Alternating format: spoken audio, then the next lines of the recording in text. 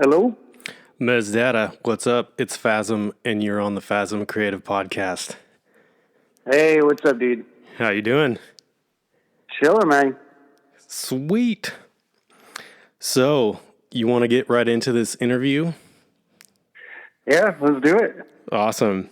All right, so big question. What is your passion in life? What is my passion? That's actually a tough one. I've always had a passion for, art I think is pretty obvious, and music, and kind of have a passion for independent thought, and yeah. Sweet. So you're over in Austin, Texas. So that makes sense with the art and music for sure. What's it like over there in Austin, Texas? Hot, super hot right now. This is kind of like the stay indoors time of year. What's the temperature been? It's like 100 today, I think, maybe slightly over. I know that this weekend we're going to be pushing over 100. So Crazy. And you guys have the humidity. I can handle it, though. I got this. So are you working on some projects right now in this heat? Not in, actually, everything I'm working on currently is indoors, so I'm pretty stoked about that. Yeah. I do have a project in Bentonville, Arkansas next week, so it'll give me a break from the weather to be outdoors, so I'm pretty stoked about that. Nice. So where did you grow up? I grew up mostly in Texas, primarily in Houston, and then I lived in Austin for a short time in the early 2000s, but I've been back here permanently since 2005. Okay. And so what was childhood like? It was cool. I can't really say anything negative. Aside from just, my parents were divorced, so I kind of bounced back and forth between my mom and my dad, but, they were both loving, good parents, so I can't say that, I had any adverse negative effects on me. Yeah. Is there anything from your childhood that maybe has kind of came through into your adulthood and into your artwork? I guess maybe just the fact that, I've always been pretty independent.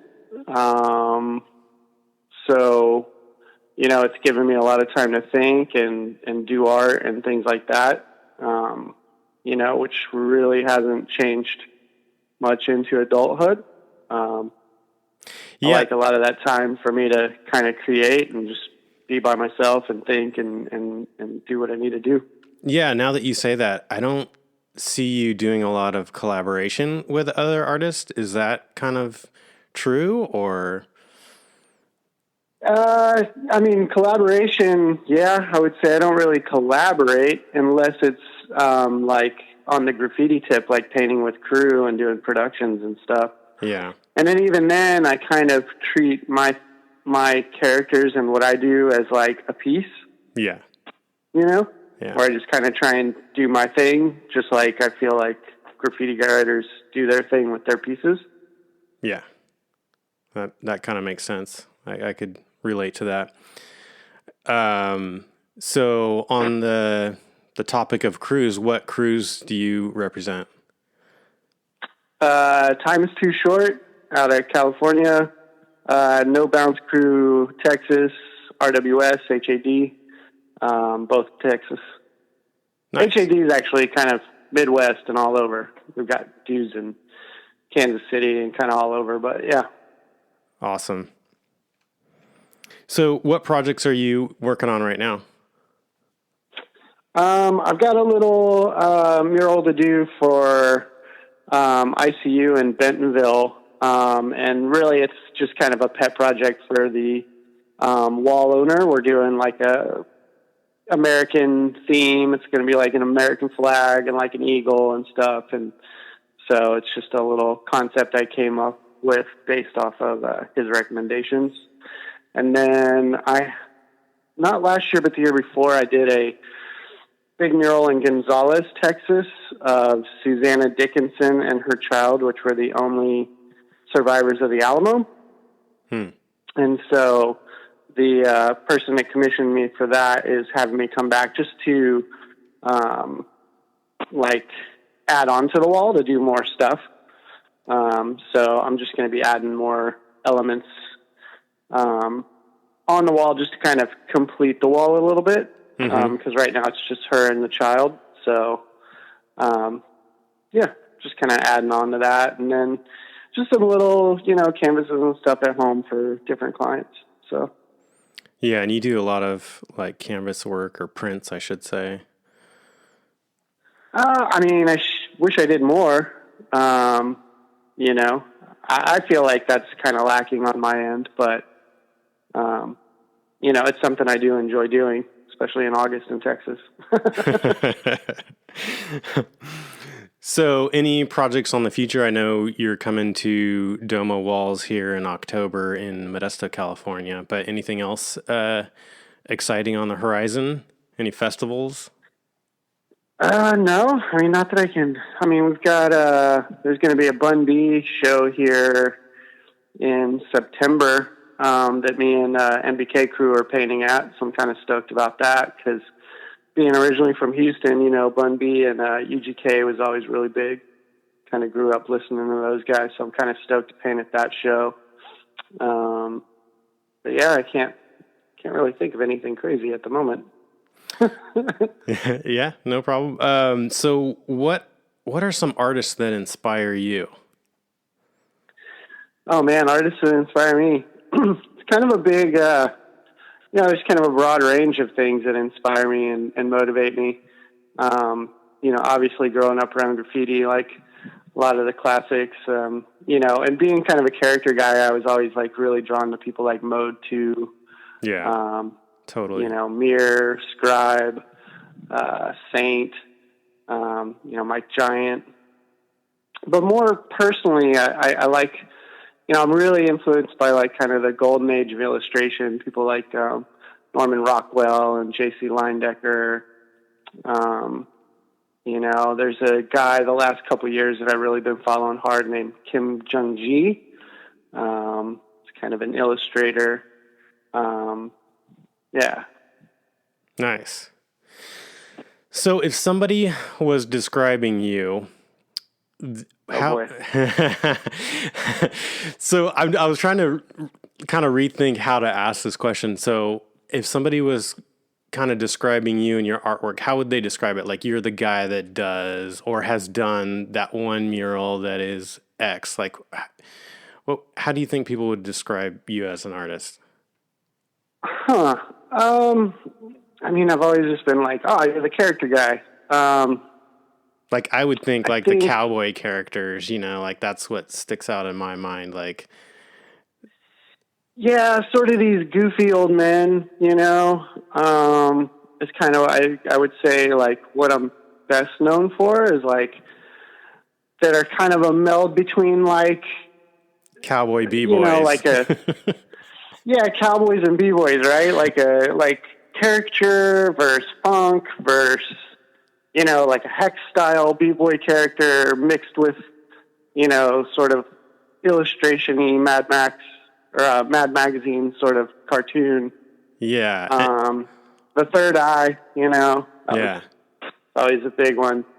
And the coloring it'll kind of bounce. Yeah, the coloring is amazing. Goofy dudes and cowboys and yeah. It almost has like this Norman Rockwell like coloring feel to it. I don't know. Yeah, I try and go with like is it, conscious or subconscious, but it's like, yeah, like blending, sort of a cartoon funk look with like a illustration, oil painting sort of technique or look to it, kind of trying to blur the lines. Yeah.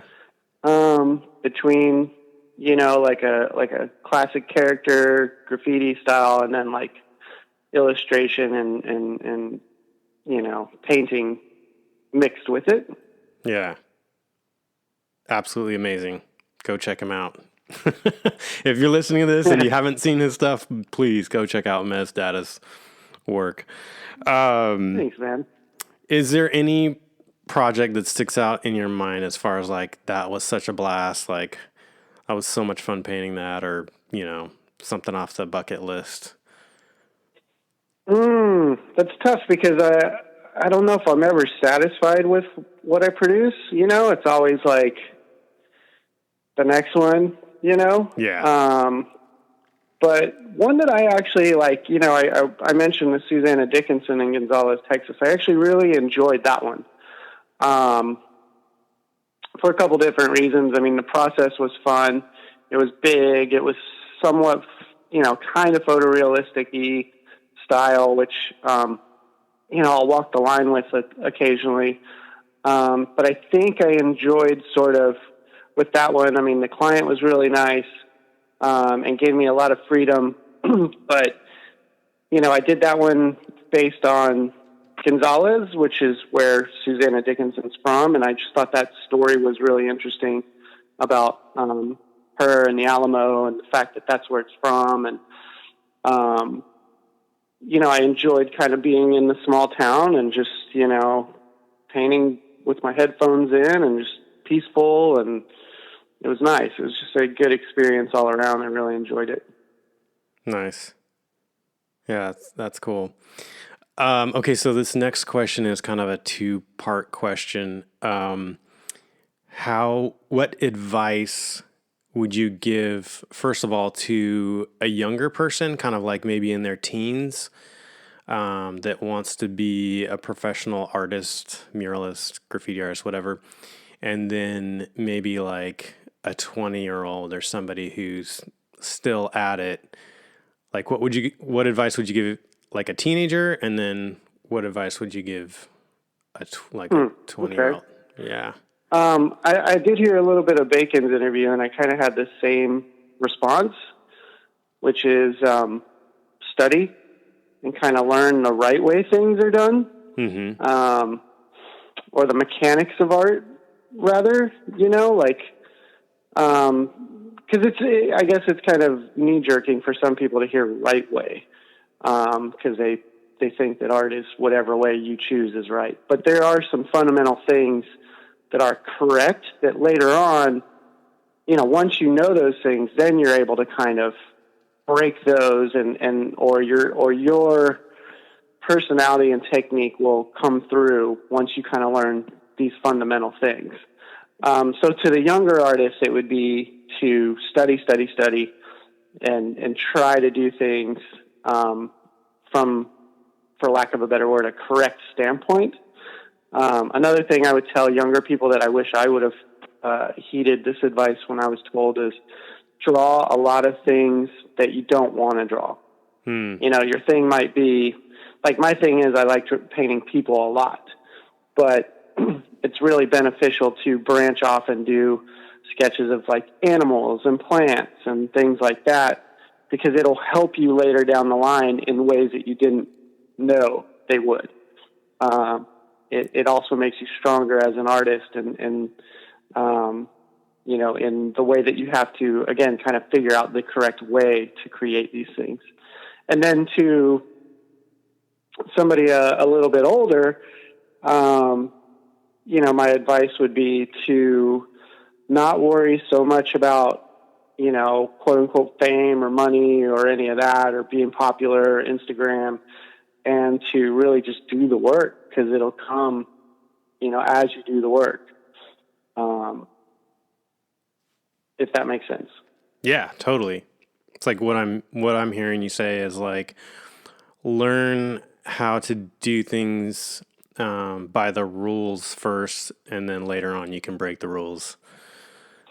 Yeah, essentially. I mean, rules sounds kind of stiff, but yeah, I mean, just kind of the techniques of things and the mechanics of things, like if you're going to be, a character artist, like understand, anatomy and structure and light and color and things like that. I guess I don't know if that would be considered rules, but, sort of fundamentals. Yeah. That later on you can take those fundamentals and then you can do what you want with them. You can push, pull, whatever. It'd be like if you're playing a sport, like if you're playing basketball, you got to learn the rules of the game and how to shoot the ball, how to dribble the ball, and then from there you can get all flashy and one on fools, you know what I mean? Totally. So, and especially in the graffiti world, it's like if you're a seasoned graffiti artist, like you've seen the young guy that starts out, doesn't learn letter structure and just tries to get crazy with their letters, arrows and bars and stuff. And you're like, it just looks like crap, buddy. Like you need to go back and literally do Helvetica correctly before you can, start adding funk to your letters. Totally. I mean, that's a great analogy. Because it applies with graffiti and it applies, elsewhere too. Like I said, kind of being a character guy for me, it's like, oh, I got these big old eyes and da-da-da. And it's like, yeah, but, the whole structure's wrong. Just because you gave it big old eyes doesn't mean it's, I don't know, correct or whatever, or good. Yeah. It just looks odd and not in a cool, odd way.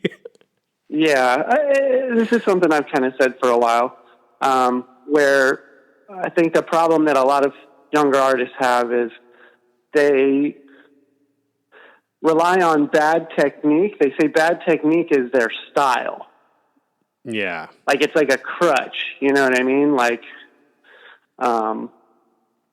where bad technique is bad technique. That's not your style. Your style comes once you understand technique. Yeah. Yep. All right. So what are your favorite paints and supplies to use? Like what's your favorite brand of spray paint? What are your favorite spray tips? I'm pretty much a gold guy. Okay. I like Montana Gold. That's what I use, the bulk of the time. I just kind of got locked on the gold a couple years ago because of work, because we could, across the country, if I was doing something for ICU and they were doing a similar project somewhere else, I could like lay out the colors and be like, it's this, and this. And it was accessible for them. So I just kind of, got really adapted to gold. And then tip-wise, it's kind of changed. I've always been a New York Fat and like a gray dot would be like my two primary, like always have. Mm-hmm. And then the Skinny Pros were really dope for a while. The 94 stock caps were really dope till they changed those. Mm-hmm.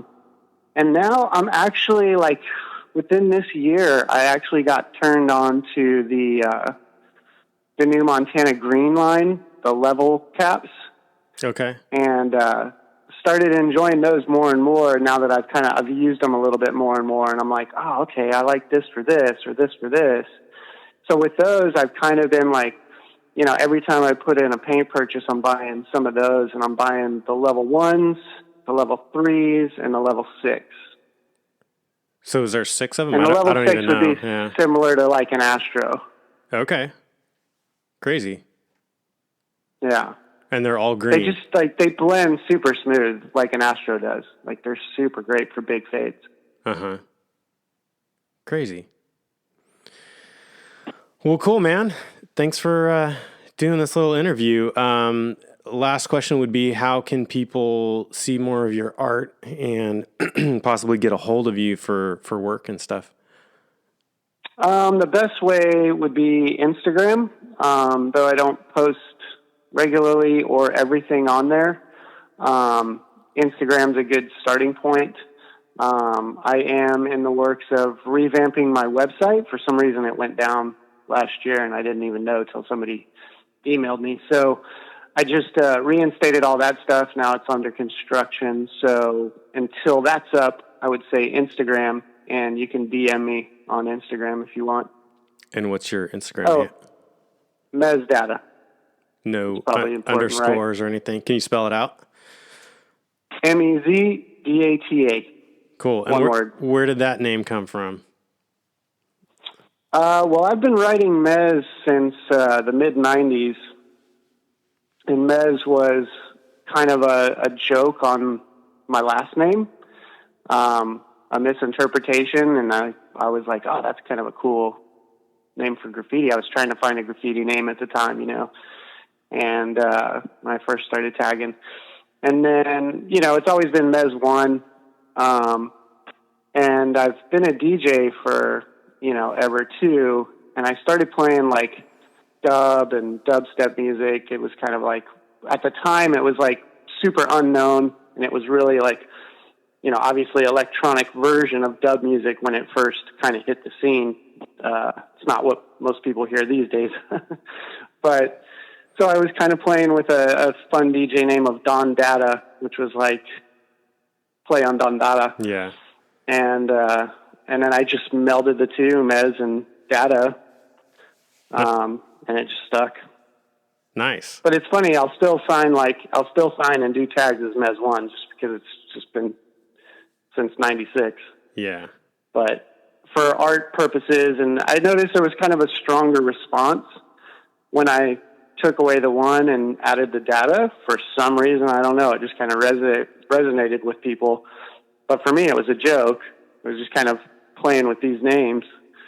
So yeah, it definitely sparks curiosity of like, what's the data? What does that mean? But yeah. Right. Right. Yeah. Like I said, it's just a joke on Don Data. Awesome. So awesome. Well, thanks so much, man, for, doing the interview. And I'm definitely super excited for you coming out in October. And I just know you're going to rock something amazing. Oh, I appreciate that. I hope so. I'm really excited to come out, though, man. I'm really excited to paint, really excited to come out to Modesto again. And, it's going to be a lot of fun. I'm looking forward to it. All right, man. We'll see you soon. Cool. Thanks, Aaron. All right. Later. Later, man.